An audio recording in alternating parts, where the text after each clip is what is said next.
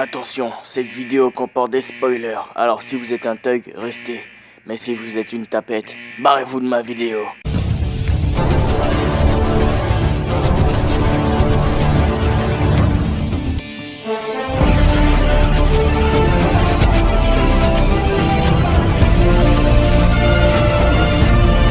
Salut les liens, j'espère que vous allez bien. En tout cas, moi ça va super. Non, il y a des limites au foutage de gueule quand même. Forcément, quand tu fais un montage de 5 heures pour un rendu de 20 minutes et qu'au final ton portable te lâche, forcément t'es pas bien après. Bref, tout ça pour dire qu'on est reparti pour 5 heures de montage et de vidéos pour la review des chapitres de Lost Girl. Donc on va pas perdre de temps et c'est parti. On commence ces chapitres avec des pages en couleur, avec Annie qui se réveille et honnêtement c'était super beau. Ensuite, nous nous retrouvons dans le district de Stones, au département de la police militaire, à la caserne, où nous voyons Annie en train de se laver les mains et en pensant à demain. Pour rappel, nous sommes quelques jours avant la capture d'Eren en Titan féminin. Enfin, quand Annie va essayer de le capturer et elle se demande combien de personnes et combien de sang elle va devoir verser. Surtout, elle va salir ses mains, elle se dit. Ensuite, petit flashback de Annie, voyant tous les morts qu'elle a causés. Et bien sûr, à un moment, elle demande pardon. Elle demande pardon au cadavre, donc je pense que vous savez à qui elle fait allusion, à ceux qu'elle a tués, je l'ai répété. Montrer l'aspect psychologique d'Annie dans sa réflexion, dans ses pensées est très intéressant de différents points de vue. Car déjà l'auteur nous met dans la tête du personnage et nous fait vivre son ressenti, ses émotions. Et en même temps développe son personnage. Il y a d'autres points à développer mais je continue ma review. Donc après cela nous nous retrouvons avec Annie et sa colocataire. Un petit dialogue va s'enchaîner sur la mode et sur la sortie. Sa colocataire pense à sortir et aujourd'hui elle se dit qu'elle va se trouver un mec bien. Puis ensuite elle enchaîne avec Annie qui dit toi tu mets toujours les mêmes vêtements, ça ne te met pas en valeur. Bref on enchaîne avec du plus sérieux. Avec Annie qui demande à sa colocataire pour la patrouille de demain qu'elle sera malade. Puisque c'est une excuse que beaucoup d'anciens utilisent. Une excuse pour sécher le travail. On reprend le dialogue avec sa camarade qui lui dit que tu pourras remettre ça demain. Mais Annie dit qu'aussi elle a quelque chose à faire aujourd'hui. Et sa camarade lui dit dans ce cas tu me rendras un service. Annie répondra d'accord mais en même temps elle pensera beaucoup de choses dans sa tête. Que en fonction de demain si elle a réussi sa mission elle ne reviendra pas. D'ailleurs j'ai oublié de vous donner une information. Sa camarade s'appelle Hitch. Je sais pas pourquoi ça m'a fait penser à Lilo et Stitch mais bon. Elle dit aussi que si elle se rate elle va revenir ici. Donc nous on en revient au service que Hitch va demander à Annie et c'est sur une enquête, une personne à retrouver. Cette mission avait été confiée à Hitch il y a 5 jours, mais comme on sait que la police militaire c'est des branleurs, ils n'ont rien foutu. Hitch va même ajouter qu'elle n'a pas envie de le faire, que c'est super chiant comme mission. Bref, ensuite on a une petite scène drôle avec Annie qui pose beaucoup de questions et ça va déranger Hitch et qui va dire que j'ai l'impression de subir un interrogatoire. Bref, donc on enchaîne avec la mission que Hitch a donnée à Annie. Hitch dit aussi que si tu ne la trouves pas, tu n'auras qu'à mettre dans le rapport que tu ne l'auras pas trouvée. Ce qui prouve encore l'incompétence des brigades. D'ailleurs, je pense que les brigades spéciales doivent aussi cacher un truc spécialement, mais bon, je peux pas développer encore sur ce point. Ensuite, Hitch lance une petite blagounette, d'ailleurs que j'ai trouvé assez intéressante dans un certain sens, puisqu'elle parlait de Annie qui allait voir un homme. D'ailleurs, je me demande de qui Annie aurait des sentiments, peut-être pour personne, mais c'est vrai que ça me tracasse un peu à ce niveau-là, mais bon. Donc on va retrouver Annie à la cafétéria à la caserne, où elle prend bien sûr son petit repas et en même temps, elle commence à se poser des questions. Sur combien de temps il lui faudra pour retrouver cette fille? Et si ça va empiéter sur sa mission de capturer Eren? Bref, ensuite on a une conversation en arrière-plan avec Marlon et avec des camarades. Sur Marlon qui est en uniforme. Et avant, ses camarades lui avaient dit que tu étais libre aujourd'hui, alors pourquoi il était en uniforme? Et il a répondu que c'est parce que vous et vos supérieurs m'avez refilé tout votre boulot. D'ailleurs, je tiens à en parler puisque Marlon est un personnage que j'apprécie dans un certain sens, puisqu'il est juste et droit, et je trouve ça dommage qu'il soit mort dans les scans précédents. Je pense que ce personnage aurait pu être mieux exploité. Mais bon, je suis pas l'auteur, mais je suis quand même désolé que ce personnage soit mort. Donc après avoir écouté cette conversation entre Marlon et ses compagnons, D'ailleurs, c'est ce qui a motivé Annie à commencer son enquête, puisque ça la déprimait car elle pensait à demain. Donc Annie s'est dit pour m'amuser et pour oublier tout ça, je vais aller jouer au petit soldat. Du coup, après, nous retrouvons Annie dans une calèche où on apprend de plus sur la personne qui a disparu, qui se nomme Carly Stratman, née en 83 et 20 ans aujourd'hui. Fille unique de Elliot G. Stratman, directeur de compagnie marchande. Bref, donc du coup, Annie décide de se rendre chez cette personne et se retrouve devant un grand manoir, accueilli par un majordome. Donc le majordome l'emmènera près de son maître et elle se retrouvera devant lui. Donc une petite conversation va commencer à s'enchaîner entre les deux. Là, je vais essayer de vous détailler au maximum la conversation. Donc Annie dit qu'elle est venue ici pour retrouver sa fille. Le patron enchaîne que tu veux dire que tu n'as pas retrouvé ma fille. Annie s'excuse et en même temps elle se dit dans sa tête que personne ne l'a cherchée après tout. Le patron enchaîne avec « J'espère que vous avez trouvé des indices » et Annie répond « Non, pas un seul ». Donc du coup le père enchaîne en disant que cela fait 10 jours que j'ai déclaré que ma fille avait disparu. Peu importe combien de fois j'ai demandé comment se passait l'enquête, vous avez fait que répéter que l'enquête était en cours. Ensuite cet homme enchaîne en disant que vous êtes des incompétents et il n'a pas forcément tort. Et Annie reconnaît en disant que ça ne me dérange pas que vous pensiez ça. Néanmoins, il dit que c'est faux, tu es en train de me mentir. Tu ne penses pas le moins du monde, je peux sentir quand les gens me mentent. Et il ajoute que c'est comme ça que je fais mes affaires. Puis il enchaîne en disant que ce n'est pas que vous êtes incompétent, c'est juste que toi et vos camarades êtes des fainéants. Ensuite, Annie dit que c'est à moitié vrai dans sa tête, mais dit en parole que vous avez totalement raison.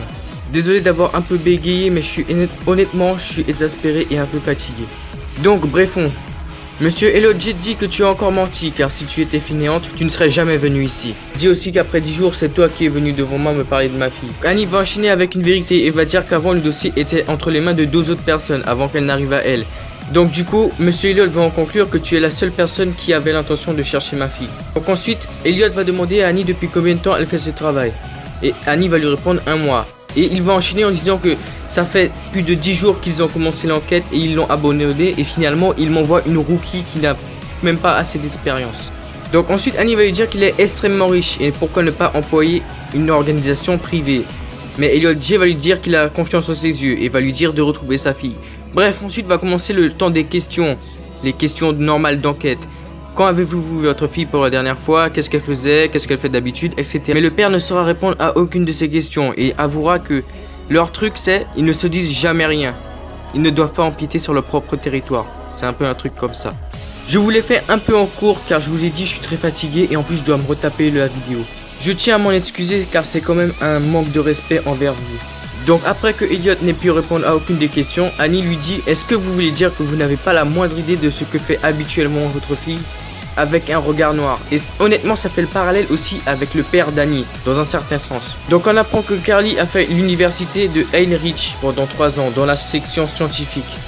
Donc après, Annie demande s'il a des ennemis, car il est quand même propriétaire d'une grande société. Et ensuite, Elliot va répondre qu'il n'a aucun ennemi, qu'il n'a pas reçu la moindre demande d'argent. Mais il va aussi enchaîner en disant que « Mais nous avons vécu séparés depuis la mort de sa mère. Je pense qu'on est sortis car on a coopéré.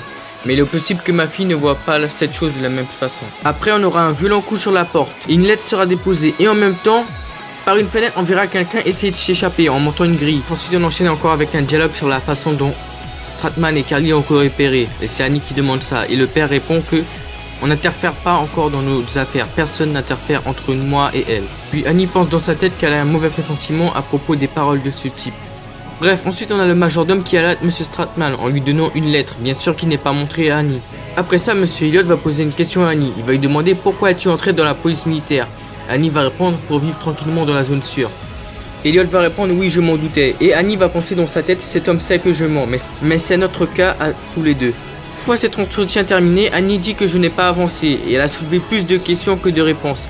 Et elle va donc se décider d'aller au département de la police militaire à la salle des archives pour trouver des informations sur Monsieur Stratman et sa compagnie. Mais un problème va se poser, la compagnie de Monsieur Stratman était basée au mur Maria qui a été détruit.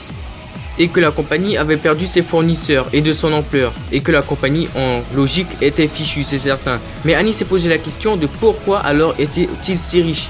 Elle s'est dit qu'avec du transport, on ne pouvait pas gagner autant d'argent. Du coup, la réponse à la question s'est posée vers Carly. Qu'est-ce qu'elle faisait? Pourquoi n'a-t-elle pas trouvé un travail après ces 3 ans?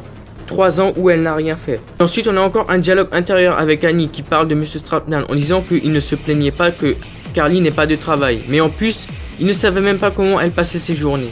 Après, un petit flashback avec le père d'Annie et dans un entraînement. Et honnêtement, je suis content d'avoir fait cette prédiction avec les sacs que je vous avais dit dans ma review, le passé d'Annie, où je me disais que les sacs qui étaient en arrière-plan, c'était des trucs pour s'entraîner. Et j'avais raison et j'en suis content. Ouais, je suis satisfait. On en a appris un peu plus sur le père d'Annie et ses entraînements. Annie se faisait entraîner du matin au soir. Même avec la jambe cassée, elle continuait sans se reposer, jour après jour. Son père disait qu'elle était née au monde pour accomplir une mission et que la relation avec son père c'était une relation de soumission. Après ça, Annie demandera les archives des interrogatoires de la police militaire. Après ça, on a une scène entre 2 protagonistes avec un rat qu'ils essayent d'attraper pour manger. Et j'ai pas trop compris cette scène. En fait, je l'ai compris dans un certain sens, mais je préfère pas vous développer mon idée. Je préfère continuer ma review. Bref, du coup, Annie a eu raison de chercher dans les archives, puisqu'elle a trouvé des informations sur un petit bar nommé le Petit LED, et elle s'y rendra. Puis Annie entrera et se retrouvera devant des mecs, surtout devant un mec qui a l'air assez badass, mais au final, vous verrez que non. Bref, sur ce, commence la revue du chapitre 2. Alors on trouve notre protagoniste en train de chercher de la coïdéine, qui est une sorte de drogue. Et du coup, lui, il n'en aura pas. Donc son ami lui proposera, il lui dira qu'il lui fera un prix. Mais il volera tout ça à son ami, bien fait, vite fait. Du coup, ils se font juste fait une petite bagarre, mais rien de bien méchant, c'est juste de la parole. Ensuite, on voit Annie apparaître et rentrer. Et on a un zoom sur un personnage qui dit « Hey ». Et ce zoom prouve que ce personnage est peut-être important. Du coup, notre petit ami cache la codéine et se demande qu'est-ce que fait la police militaire dans un tel endroit. Ce qui veut dire que la codéine est bien sûr illégale. Du coup, on a Annie qui rentre et qui pose la photo de l'avis de recherche de Kelly Stratman et qui va demander au barman si elle la connaissait. Le barman répondra qu'il ne connaissait rien. Bien sûr, elle va ensuite voir le protagoniste qui se trouve à côté en train de boire sa bière. Et bizarrement, dès qu'elle l'interrogera, il se barra en disant qu'il ne sait rien. Du coup, Annie posera sur la table une pièce et le barman croira que c'est juste pour influencer et pour qu'il dise quelque chose. Mais le barman répondra que même avec une pièce, il ne sait rien. Mais Annie lui dira que bien sûr, c'est juste pour boire. Et ensuite, on aura les trois protagonistes qui, avec leur codéine, qu'ils ont bien sûr caché, qui vont venir chambrer Annie en lui disant que oui, tu t'as pas encore quitté les seins de ton père pour boire de l'alcool. D'ailleurs, je sais pas s'il y a une erreur de traduction, je pense que c'est plutôt les seins de ta mère, mais bon, seins de ton père, je sais pas. Bon, bref, passons sur ça, on a Annie qui va aller voir nos trois protagonistes en montrant bien sûr la photo de Kelly Stratman. Et nos trois protagonistes vont être assez surpris. Mais même avec ce regard, le chef de la bande dira qu'il ne connaissait rien et il va dire à Annie de vite rentrer chez son père. Ou alors qu'à la place, elle peut rester pour venir le sucer. Ouais, pour venir le sucer, vous avez bien entendu. Et en même temps qu'il dira ça, il essaiera de toucher les fesses de Annie. Mais du coup, en essayant de faire ça, le monsieur il a fait une grosse erreur, il se fait tordre le bras par Annie et une petite bagarre s'ensuit. Même si j'aime pas trop le style de dessin de l'auteur, je dois avouer que les combats étaient assez beaux, mais ce n'était pas hyper beau. Bref, la scène de combat va durer 2 ou 3 pages avec aussi ses deux amis qui vont essayer de le protéger, mais ils vont aussi se faire malmener. Et la scène la plus badass, c'est quand Annie cassera la chaise dans les mains du protagoniste qui voulait la casser sur Annie, tout simplement. Bref, ensuite en combattant, Annie trouvera la codéine sur l'un des protagonistes et dira que vous savez ce que vous encourez avec de la codéine, 5 ans ou 4 ans de prison, et que c'est un médicament illégal. Petit aparté, elle a aussi dépoté l'épaule du gars. Bref, ensuite ils vont tous se poser autour de la table puisque Annie les a un peu collés sur le médicament illégal et va leur demander tout ce qu'ils savent vraiment sur Kelly Stratman. Et que si il raconte, elle fermera les yeux sur ce qu'elle a vu. Donc ils ont commencé à raconter, ils disaient que Carly était une femme généreuse et que venait tout le temps ici pour offrir à boire à tout le monde. Elle dansait, etc., etc. Mais qu'il y a 10 jours, elle a cessé de venir ici et qu'elle était en colère à cause de la codéine qu'elle avait vu prendre ses 3 amis. Et que pour eux, c'était la première fois qu'ils la voyaient en colère. Et que lorsqu'ils prenaient d'autres types de drogues, ça ne la gênait pas tellement, mais que lorsqu'il s'agissait de la codéine, elle se mettait en colère. Ce qui prouve qu'elle a peut-être un rapport avec la codéine. Bref, ensuite, on va avoir une petite scène comique avec Annie qui va demander pourquoi vous m'avez pas dit tout de suite. Et ils vont lui répondre qu'ils avaient oublié. Et Annie va lancer que vous ne voulez vraiment pas rentrer chez vous. Et tout de suite, ils vont continuer à raconter ce qui se passait. Et ils vont dire que le père de Carly était fauché, donc Carly fait un métier dangereux. Et c'est pour ça que le père de Carly ne voulait pas en parler car elle était de la police militaire. Voilà la conclusion que Annie en a tirée. Ensuite, le chef de la bande a interpellé Annie en lui disant qu'il y avait quelqu'un d'autre qui cherchait Carly. C'était un homme avec un œil de verre. Ensuite, Annie veut faire un portrait de lui sur son carnet et va demander au chef quel genre de truc Carly pouvait faire. Il va répondre qu'il ne sait pas et elle va ensuite les menacer en disant un truc assez drôle, en disant que je vais dire dans mon rapport que vous avez vendu des médicaments illégaux à des enfants. J'ai adoré cette partie, franchement. Bref, après ça, le chef de la bande va taper sur la table en disant de pas se foutre de sa gueule, qu'ils ne savent vraiment rien. Bref, ensuite, finalement, le petit barman va intervenir en disant qu'ils ne savent vraiment rien et Annie va lui répondre « Tiens, maintenant tu te souviens de quelque chose toi aussi ?» Et il va dire que « Non, j'étais juste occupé en train de lire un livre. » Honnêtement, j'ai pas trouvé cette scène hyper importante. J'ai trouvé même quasiment inutile. Il aurait pu dire dès le début un truc, mais non, voilà. Pardonnez-moi, mais j'ai trouvé cette scène inutile. Bref, ensuite le petit barman va donner une information très importante en disant qu'elle pourrait être chez son petit copain Wayne Eisner. Puis il va donner l'adresse à Annie. Bref, ensuite Annie va commencer à se diriger vers la sortie en dépensant 3 pièces pour le bordel qu'elle a foutu en se battant. Et en même temps, elle va en profiter pour emboîter l'épaule du chef. Bref, avant de partir, elle va poser une question au barman et elle va lui demander pourquoi tu savais ça. Et le barman va répondre qu'en faisant ce travail depuis longtemps, on peut apprendre beaucoup de choses. Même des choses qu'on ne voudrait pas savoir, et j'ai apprécié cette phrase. Et là, je vais un peu parler de l'humanité de Annie. Il va y avoir un chat qui va apparaître, et elle va le nourrir. Et elle va commencer à jouer avec lui. Et honnêtement, franchement, j'ai kiffé adorer voir cette scène. ça montre les sentiments. Je sais pas s'il y avait un truc caché derrière, mais honnêtement, c'est très, très sympa à regarder. Et du coup, ça va donner un truc intéressant puisque Annie va se surprendre elle-même en train de jouer, en train de passer pour un petit soldat. Et elle va se questionner, est-ce que je vais vraiment passer pour un petit soldat? Je suis bête à ce point et il y a beaucoup de choses que je ne comprends pas dans ma vie. Et honnêtement, je vous conseille d'aller lire ces pages. Elles sont très intéressantes sur le développement psychologique du personnage. Et ça va continuer comme ça sur 2 pages avec Annie qui va même repenser à Marco et l'image est assez forte. Et elle va même dire dans une autre page que combien de sang je vais devoir verser encore une fois. Bref, après je vais pas dire que la page m'a ému. Mais si, elle m'a ému.